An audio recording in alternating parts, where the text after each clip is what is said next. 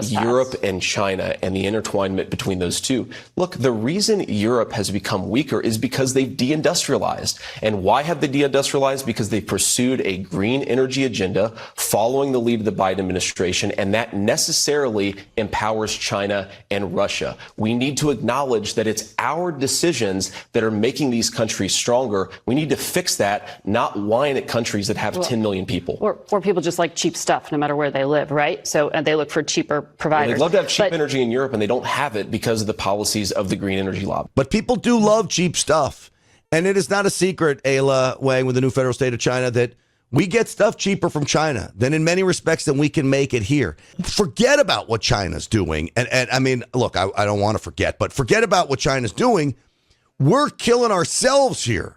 And sometimes I wonder, like, how do we even focus on China yet? We got to get our own house in order, Aila.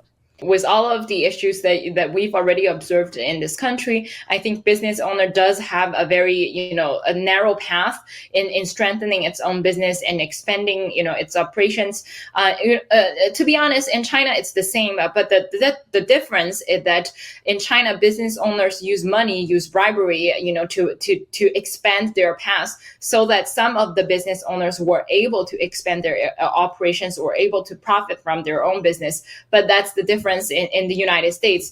The problem here today is that all of the cheap goods that people like and people purchase in supermarkets today and that were produced in China, that was on the sacrificing, of all of these unpaid laborers and forced labor. Some of them might even, be living in Xinjiang concentration camps as well. And so if we look at that, on the one hand, that we want to be politically correct. We want to be taking more actions against the Xinjiang concentration camp, against the massacre that the CCP had committed.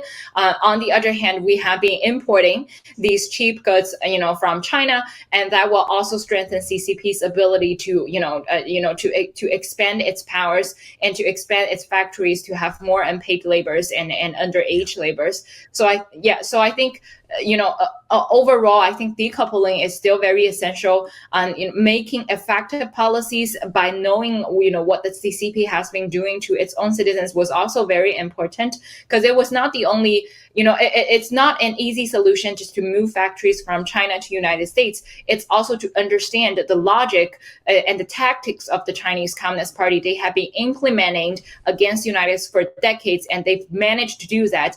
And that was for a reason, because CCP understands the system of the United States. They've already found weak points and utilized these weak points to conduct a fake economy against this country. Yeah.